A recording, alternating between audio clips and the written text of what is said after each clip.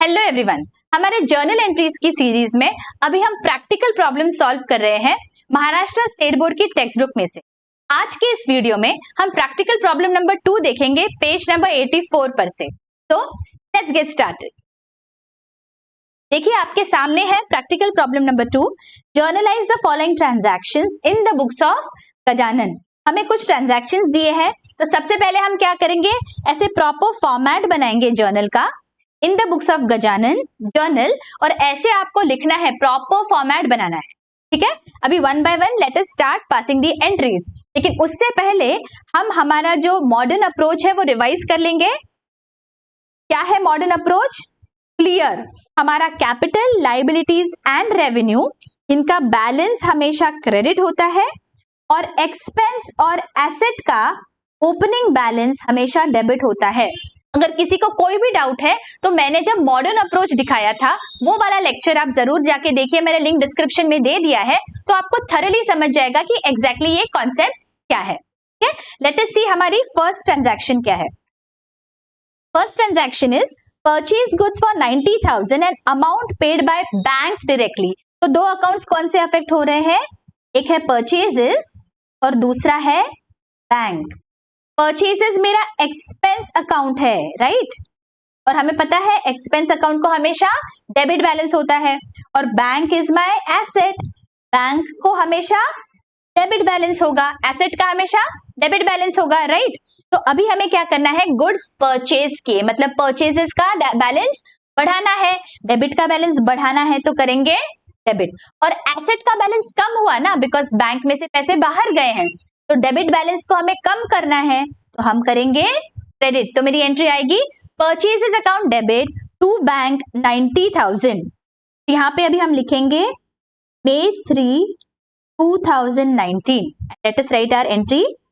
Purchases account debit to bank account. Amount is 90,000. हमारा narration क्या आएगा? Being purchases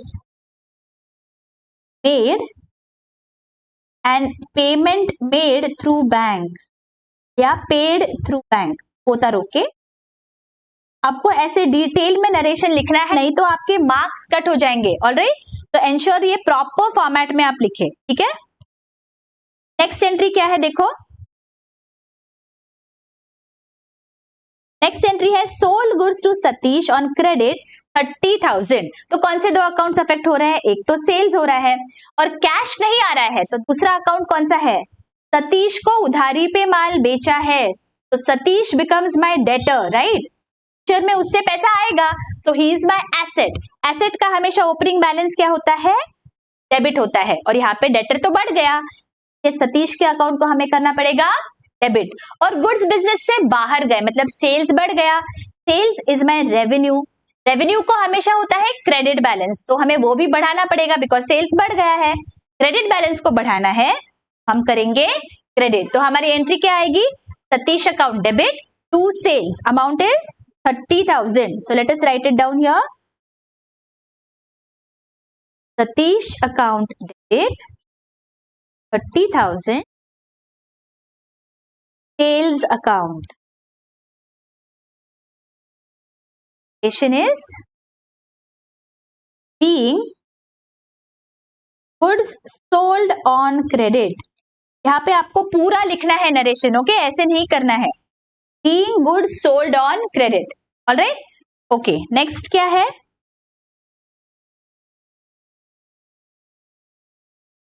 Next is paid for postage 10,000.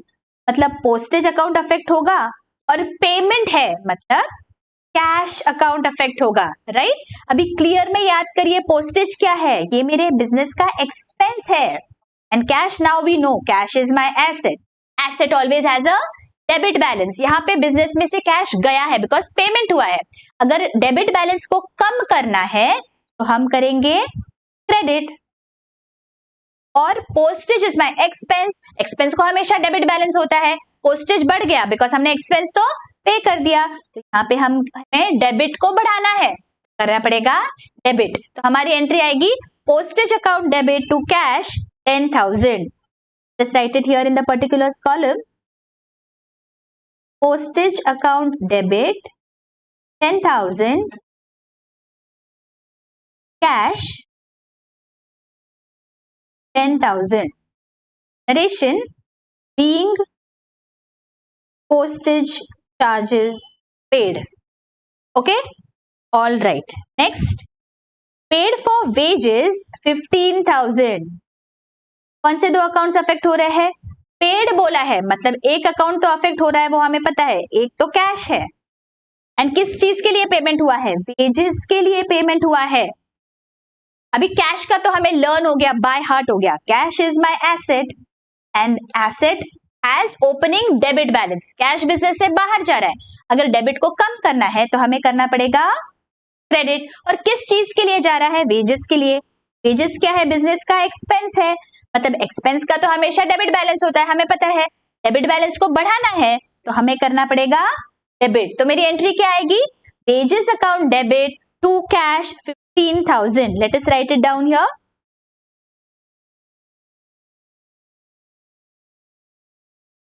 Wages account to cash account. Question आएगा being wages in cash. Okay, next.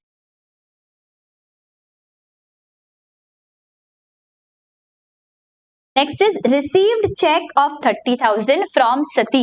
तो कौन से दो accounts affect हो रहे हैं? चेक है मतलब मेरा बैंक अकाउंट अफेक्ट हो रहा है, और दूसरा सती से मिला है तो सती का अफेक्ट होगा account. Bank we know it is an asset. Asset का हमेशा बैलेंस होता है डेबिट। एसेट बढ़ रहा है ना, पैसा आ रहा है बैंक में, तो डेबिट बैलेंस को बढ़ाना है तो करेंगे हम डेबिट। और सती से पैसा आ रहा है, अगर किसी ने हमें पैसा दिया तो वो हमारा बन जाता है क्रेडिटर। क्रेडिटर मतलब लाइबिलिटी। लाइबिलिटी का हमेशा क्या बैलेंस होता है? क्रेडिट बैलेंस होता है। तो क्रेडिट बैलेंस को बढ़ाना पड़ेगा, हमें करना पड़ेगा क्रेडिट। तो मेरी एंट्री क्या आएगी? Bank account debit 30,000 to Sati. Correct? Let us write it. 15th को मेरी एंट्री है ये। Bank account debit 30,000 to Sati account 30,000। हमारा नरेशन क्या आएगा? Being cheque received from Sati. Okay, चलो नेक्स्ट क्या है? Received dividend 5,000। डिविडेंड मिला है, राइट? तो अभी हमें क्या करना है? अगर मिला है मतलब कौन सा अकाउंट अफेक्ट हो रहा है? Cash account. और किस चीज के लिए मिला? डिविडेंड के लिए कैश मिला। Now we know that cash is my asset. Asset always has a debit balance. Cash business में आया, डेबिट बैलेंस बढ़ाना है तो हम करेंगे डेबिट। और डिविडेंड इज माय इनकम। का मतलब रेवेन्यू। रेवेन्यू को क्रेडिट बैलेंस होता है, क्रेडिट बैलेंस को बढ़ाना है तो हम करेंगे क्रेडिट। तो मेरी एंट्री क्या आएगी? Cash account debit to dividend. Amount is 5,000. Let us write it here. Cash account debit 5,000 to dividend. Or narration being dividend received.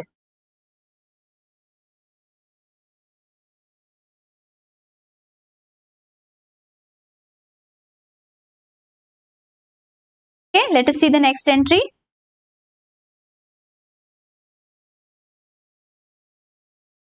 Purchased laptop of 40,000 and paid by check. कौन से दो accounts affect हो रहे हैं?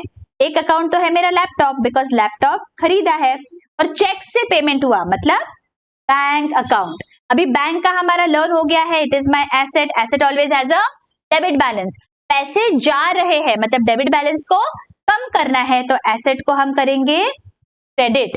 Alright. और laptop business में आ रहा है, लैपटॉप भी मेरा एसेट है, डेबिट का बैलेंस मुझे बढ़ाना पड़ेगा। बिजनेस में जो आ गया ना लैपटॉप, तो डेबिट बैलेंस बढ़ाना है तो करना पड़ेगा डेबिट। तो मेरी एंट्री क्या आएगी? Laptop account debit to bank 40,000. Let us write it here. Laptop account debit, business में लैपटॉप आ गया, राइट? और बैंक का बैलेंस हमें कम करना पड़ेगा, बैंक को हमने क्रेडिट कर दिया। हमारा नरेशन है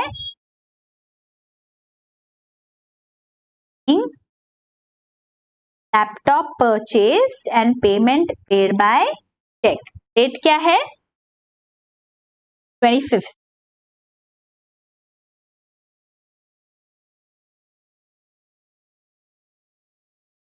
ओके, चलो आगे चलते हैं। अभी deposited cash into State Bank of India. कौन से दो अकाउंट्स अफेक्ट हो रहे हैं? एक तो कैश और दूसरा bank. State Bank of India SBI। Cash और बैंक दोनों भी मेरे एसेट्स है, दोनों का ओपनिंग बैलेंस डेबिट होता है। अभी कैश मेरे बिजनेस से बाहर गया, राइट? वो मैंने डिपॉजिट कर दिया बैंक में, मतलब कैश का बैलेंस कम हो गया, एसेट का बैलेंस कम करना पड़ेगा, तो करेंगे हम क्रेडिट। और बैंक का बैलेंस तो बढ़ गया, मतलब बैंक का बैलेंस बढ़ाना है, डेबिट को बढ़ाना है, हम करेंगे डेबिट। तो हमारी एंट्री क्या आएगी? State Bank of India account debit to cash, amount is 10,000. So let us write it here. State Bank of India account debit 10,000 cash account. Business से कैश बाहर गई है, हमारा नरेशन आएगा being cash deposited into State Bank of India. ऐसे dot dots मत करिए, पूरा नरेशन लिखिए। Okay, all right. नेक्स्ट क्या है? अभी लास्ट एंट्री है हमारी purchased goods for 40,000 and paid by RTGS। RTGS से पेमेंट हुआ, इसका क्या मतलब हुआ? This is bank.